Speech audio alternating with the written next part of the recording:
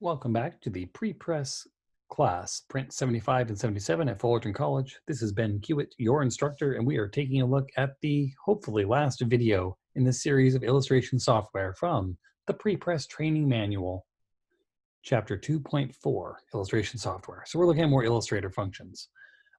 Text. Did you know you can write words in Illustrator? You can use it to typeset. Not quite as well as you can in InDesign and other proper page layout programs, but pretty decent, to the point where a lot of times nowadays, if I'm going to be building a business card or a postcard with less text on it, I might just do it over here for the improved graphical functions, because if there's not a lot of text, you don't need as robust a text editing system. If you're not going for full, books and catalogs and booklets, which need more robust type control, you can do a lot over here. And I'm sure with newer features, it's gotten better. In fact, this and InDesign have overlapped a bit more, although InDesign still does a better job at outputting bigger documents and creating a more streamlined computer workflow for actually creating and sending off to press. So you can use it you can type text in Illustrator. Since Illustrator is often used for building logos, and logos often have words in them and around them, let's take a look here. So just like in InDesign, if you hit the letter T, I guess I have to be in it first, hit the letter T, you get the type tool. The difference here in Illustrator from other programs is type does not need a bounding box. It makes its own bounding box. So wherever you click, you can just start typing wherever you like. And if you click back on your selection tool, you can then scale it just by dragging and clicking on a corner of the bounding box and dragging. You can do crimes against type by squishing them funny and skewing them all weird. You can, actually, you can't do this while still type. Haha. Good, there's at least one thing you can't do. I held down Shift, by the way, when I wanted to keep my proportions correct, because keep your shift straight. You can start typing. If you click somewhere else again, is a separate text element. You can also draw text boxes, and it will automatically fill it with lorem ipsum placeholder text. Lorem ipsum being the age-old traditional printer's placeholder text, some old Latin text put in, just to show you what stuff looks like in different types of layouts, as a way of practicing with what to us is more or less gibberish and not that meaningful of a text set, but it lets you see what fonts look like as words and as sentences and as paragraphs and as blocks, because you can't quite tell just off what a single letter looks like what a block of text is going to do. You want to know what the shapes of the words are and the shapes and how they interplay to make sentences and paragraphs, and how the blocks physically look as a general larger body rather than just individual text. You also have up at the top, I'm going to move it down a little so it's out of my Zoom bars recording controls. You have, just like in InDesign and also in Photoshop, control over what the text is. You can go through and choose versions of things. Myriad is the default type, which is kind of fun because some companies basically took the default type and said, you know what, don't change a thing. We like it as it is.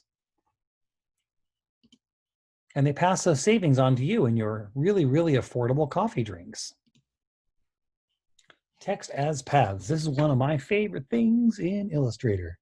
So as we may have slightly discussed in the past, current modern typefaces that go to press, in fact, all typefaces, since even type 1 and early types, and my dad used to work programming, these are all vector information. Early typefaces like type 1s, you'd have a raster font to look on your screen because computer screens weren't able to translate vector quickly and efficiently with early processors. Nowadays, you're actually looking at the same information the press is going to get when you use a OTF or TTF typeface on your computer. Sorry to go technical there. But the point is, all fonts are vector information. So long as they're considered a font and still considered type, your computer lets you use them as type, and you can type and change things. But you can also convert them to paths. You might think of it as outlining your type. You can take your fonts and you can convert them to a path, and then the shape that was the letter becomes a shape, vector shape that you can edit and play around with over in Illustrator. And this is a fun thing, very, very fun. So we're back in Illustrator, and I'll show you a demonstration. I took the liberty to pre-set up a font I wanted to use for this one. So now we're playing with Rockwell Bold just for a demo that's kind of fun here. I'll show you converting text to path. So while it's still a thing, you can type. Well, can I really? You can change the type so long as it's type. But right now also when you move around, you can see that the type is still on a baseline, but it's type as a separate type of information.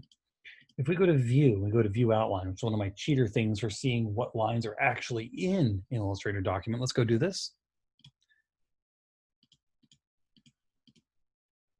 Never mind, doesn't quite do what I was hoping there. Anyways, the B and the C are other types of information by being a font file. It links to the font and says replace this spot with the actual text when you print. Let's go ahead and take both of these items, and we're going to go to type, create outlines, which is Shift Command O. I had to look at it on the menu so I could show it to you the proper location, but Shift Command O is normally how I do this. That's just not very visual in a video. Now you can see when I zoom in, it has an outline around the edge of the type. And if we go back to the view change, view outline, you'll see that now the outline does exist. So this is fun. This means you can now do things to your type. Remember the select and direct select tools? The select doesn't do that much, but the direct select means I can now take individual parts. And if I wanted to stretch out part of my name, I can now do that. My letter here, I can individually change things and say, you know what, let's make the top of that one solid. Just delete parts out. You can modify, you can add anything you can do to vector, you can do here. This is not something they talked about in the chapter at all, but I want to take a moment to show you one of my favorite toolbars over here that I'm sure many of you are already familiar with. Over here on the right in my palettes, I have something called Pathfinder, also findable under Window, Pathfinder. Pathfinder determines how two different shapes are going to interact with each other because you have two separate paths. You can basically use them to be cookie cutters for each other.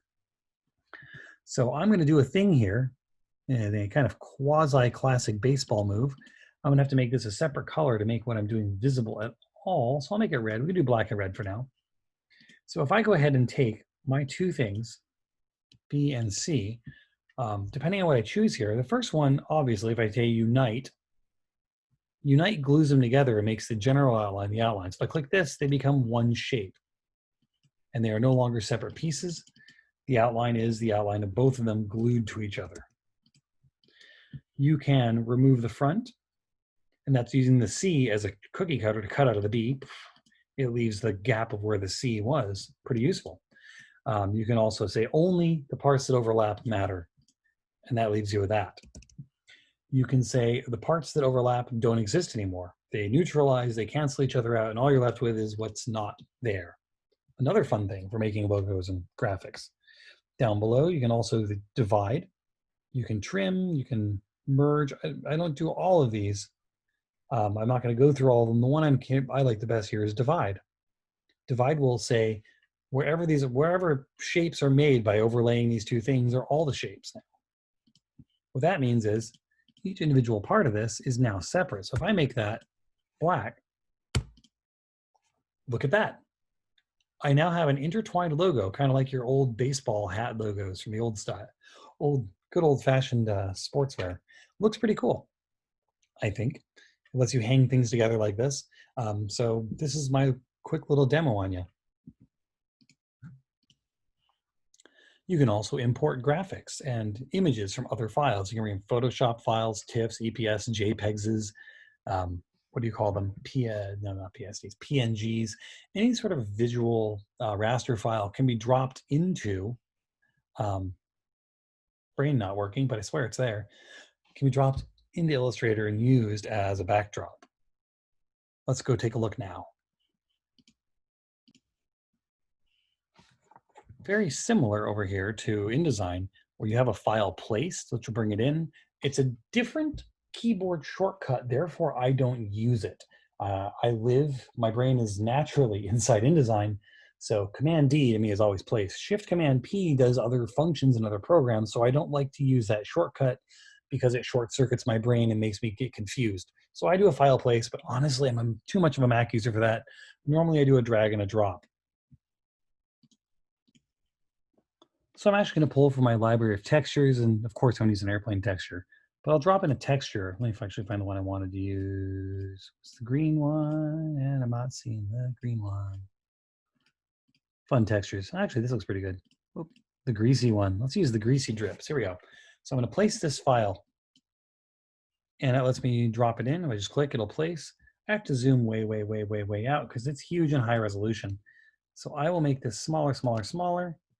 And I'm going to show you some fun tricks you can do with this, specifically one that involves outlined type.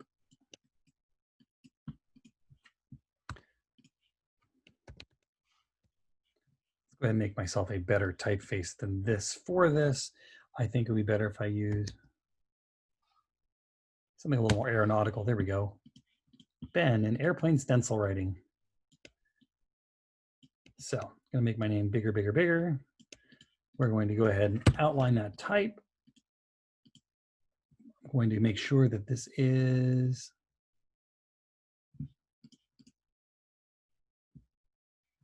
make compound path. Isn't there a way to make compound path? I guess it's already there. So now if I take this and I select something on top of something behind, the picture behind, the graphic on top, I right click and say make clipping mask. It did nothing at all.